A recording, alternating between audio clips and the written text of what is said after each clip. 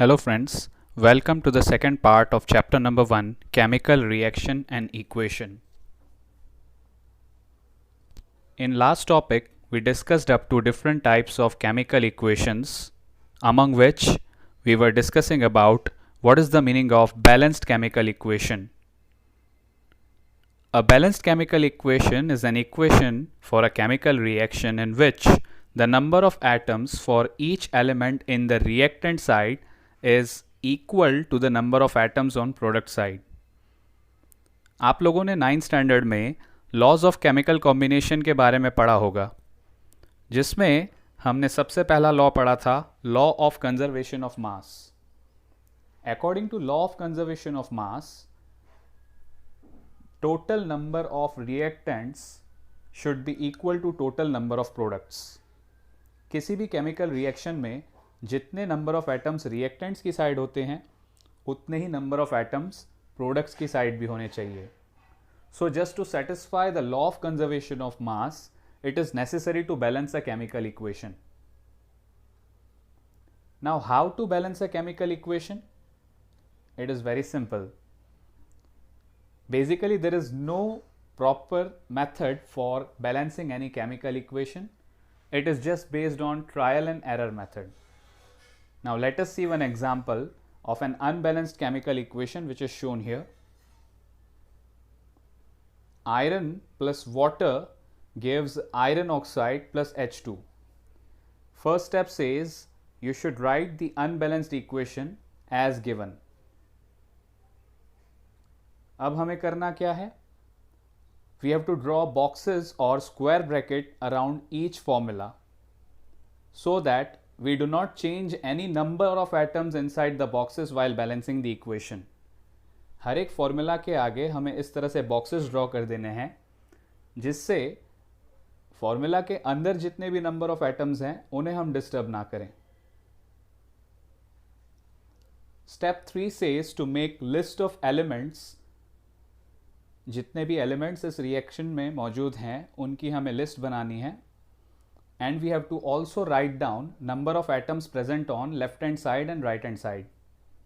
सो जैसा आपने रिएक्शन में देखा, left hand side iron is only 1, whereas on right hand side products की साइड पे आयरन 3 है. Same way hydrogen left hand side पे 2 है और राइट हैंड साइड पे भी 2 है. And if we talk about oxygen, left hand side पे oxygen 1 है and right hand side पे oxygen 4 है. So we have listed number of atoms present on left hand side and right hand side. Now step number 4 says start balancing the compound that contains maximum number of atoms. हमें इस reaction में उस compound को target करना है जिसके पास सबसे ज़्यादा नंबर ऑफ एटम्स हो. इस रिएक्शन में हमें साफ दिख रहा है Fe3O4 is that compound which contains maximum number of atoms. So balancing उसी से स्टार्ट करेंगे. And inside Fe3O4 again if we observe oxygen के पास सबसे ज्यादा एटम्स हैं.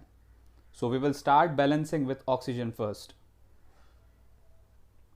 Now you can see on left hand side oxygen is just 1, whereas on right hand side oxygen is 4. So हमें balance करने के लिए ऑक्सीजन को 4 से मल्टीप्लाई करना पड़ेगा. Now where to place this 4? ये 4 हम कहाँ रखेंगे?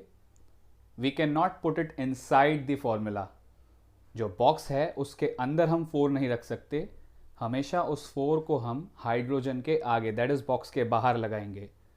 This is one of the most important rule of balancing जो आपको हमेशा याद रखना है.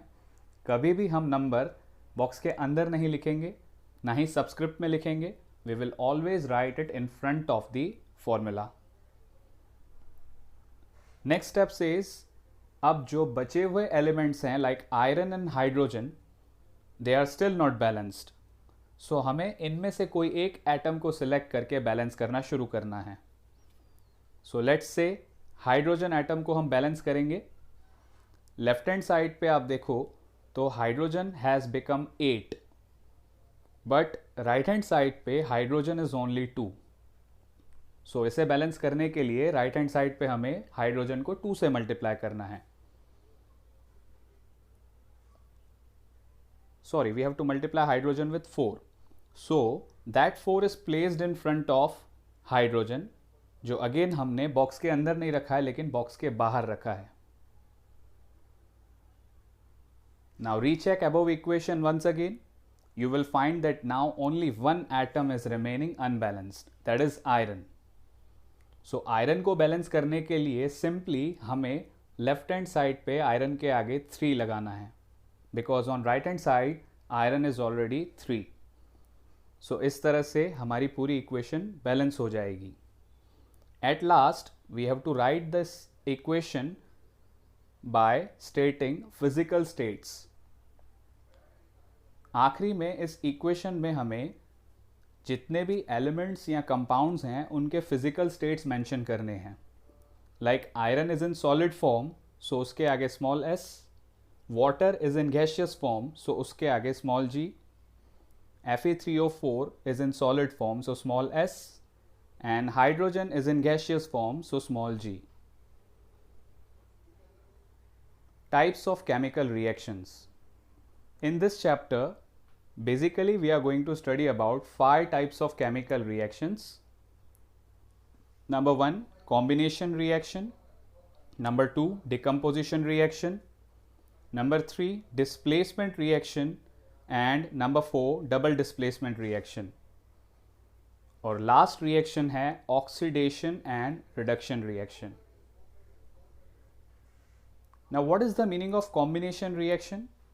As the name itself suggests, 2 या 3 चीज़ें जब कंबाइन होके एक सिंगल सब्सटेंस बन जाती हैं तो उस रिएक्शन को हम बोलते हैं combination reaction. So a reaction in which 2 or more reactants combine and form a single product, it is known as combination reaction. We can understand with the help of an example. Calcium oxide, quick lime, जिसे हिंदी में हम चूना कहते हैं, when it reacts with water, it forms calcium hydroxide, which is also called slaked lime, by releasing large amount of heat. Friends, जब भी हम चूने में पानी को मिलाएंगे तो वो स्लेक्ड लाइम बन जाएगा और बहुत ज़्यादा हीट रिलीज करेगा. अब यहाँ पे 2 रिएक्टेंट्स कंबाइन होके एक सिंगल प्रोडक्ट बन गए, इसीलिए इस रिएक्शन को कॉम्बिनेशन रिएक्शन कहा जाएगा. Second example is burning of coal. Coal is one form of a carbon. जब कार्बन ऑक्सीजन के साथ कंबाइन होता है कंबशन के दौरान तो वो कार्बन डाइऑक्साइड बन जाता है. So here one more example of combination reaction. C plus O2 gives CO2. Now let us understand with help of a small activity. We have to take small amount of calcium oxide or quick lime in a beaker and we have to slowly add water to this. हमें एक beaker में थोड़ा सा quick lime यानी चूना लेना है और उसमें धीरे धीरे पानी ऐड करना है. Now we have to touch the beaker and find out whether there is a rise of temperature on the beaker और नॉट. सो इसे समझने के लिए हम ये एक्टिविटी देखते हैं.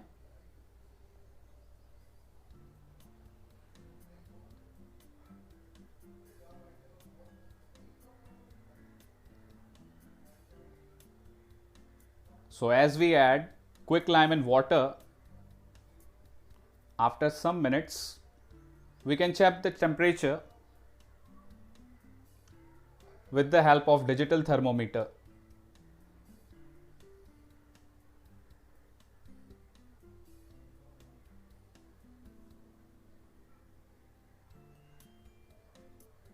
So you can see the water is already heated. Hence, from above activity, we can conclude that heat energy is released during certain chemical equations or reactions. ऐसी reactions को हम कहते हैं exothermic reactions. So, the reaction in which energy is released along with the formation of products, it is called exothermic reaction. यहाँ कुछ examples दिए हुए हैं हमें, like burning of natural gas, जो CNG या LPG होती है, जब वो बर्न होती है तो उसके साथ साथ बहुत ज़्यादा हीट रिलीज होती है. It is also one form of an exothermic reaction. Similarly respiration in human beings यानी हमारी बॉडी में जब ग्लूकोज बर्न होता है during respiration, so it releases energy in the form of ATP. Since here also energy is released, it is also considered as exothermic reaction. And third example is decomposition of vegetable matter into compost. जो भी organic waste होता है farms का या फिर vegetable का, जब वो डिकम्पोज हो जाता है उस वक्त भी एनएरोबिक रेस्पिरेशन होती है और उस दौरान भी एनर्जी रिलीज होती है. So these are three examples of exothermic reaction. Now second type of reaction is decomposition reaction. अब हम बोल सकते हैं कि decomposition reaction जो है it is opposite of combination reaction. वो कैसे? Because decomposition reaction में एक single reactant जो है वो breakdown होके 2 या 3 simpler products में convert हो जाता है. Reaction in which single reactant breaks down into 2 or more simpler products, it is known as decomposition reaction. For example, limestone, that is calcium carbonate, जब हम calcium carbonate को heat करते हैं, it converts into 2 products, that is quicklime calcium oxide and carbon dioxide. हर बार कोई भी reactant को break करने के लिए हमें अलग अलग एनर्जीज़ का इस्तेमाल करना होगा. जैसे इस एग्जाम्पल में we have used heat energy to break down calcium carbonate, और क्योंकि यहाँ पे हमने हीट एनर्जी का यूज़ किया है, इस रिएक्शन को थर्मल डिकम्पोजिशन रिएक्शन कहेंगे. So there are 3 types of decomposition reaction. Number 1, thermal decomposition reaction, जहां हमने हीट की मदद से एक सिंगल रिएक्टेंट को ब्रेक डाउन करके 2 या 3 प्रोडक्ट्स में कन्वर्ट कर दिया, जिसका एग्जाम्पल अभी हमने देखा, limestone. When it is heated in presence of oxygen, it forms calcium oxide and carbon dioxide. दूसरा एग्जाम्पल है electrochemical decomposition, electrolysis of water. यहाँ पे वाटर जो है उसमें से हमें अगर हाइड्रोजन और ऑक्सीजन को सेपरेट करना है तो वो सिंपली हीटिंग से नहीं हो पाएगा. For that purpose we have to do electrolysis of water. So when we pass electric current through water, it converts into hydrogen and oxygen. Since electric current is used as an energy to break down water, this reaction is called electrochemical decomposition. Third is photochemical decomposition. अब यहाँ पे sunlight की energy की मदद से अगर हम किसी रिएक्टेंट को ब्रेक डाउन करके 2 प्रोडक्ट्स में कन्वर्ट कर देते हैं तो इसे हम कहेंगे फोटोकेमिकल डिकम्पोजिशन. ये मोस्टली देखा जाता है सिल्वर सॉल्ट्स में. जितने भी सिल्वर के सॉल्ट्स हैं लाइक सिल्वर क्लोराइड और सिल्वर ब्रोमाइड, जब आप उन्हें सनलाइट में एक्सपोज करोगे, they will break down into silver and the salt ion will be released. इस वजह से सिल्वर सॉल्ट्स जो हैं उन्हें ब्लैक एंड वाइट फोटोग्राफी में भी यूज़ किया जाता है. So the reaction is 2AgCl in presence of sunlight gives 2Ag plus Cl2. Silver जो है it is greyish black in colour, so उसका ग्रेश ब्लैक कलर जो है वो black and white photography develop करने में हेल्प करता है. Hence salts of silver are also used in black and white photography. So that's all for today. In next video, we will discuss about other types of chemical reactions. Thank you so much. Please like, share and subscribe my YouTube channel V Gyan Shala.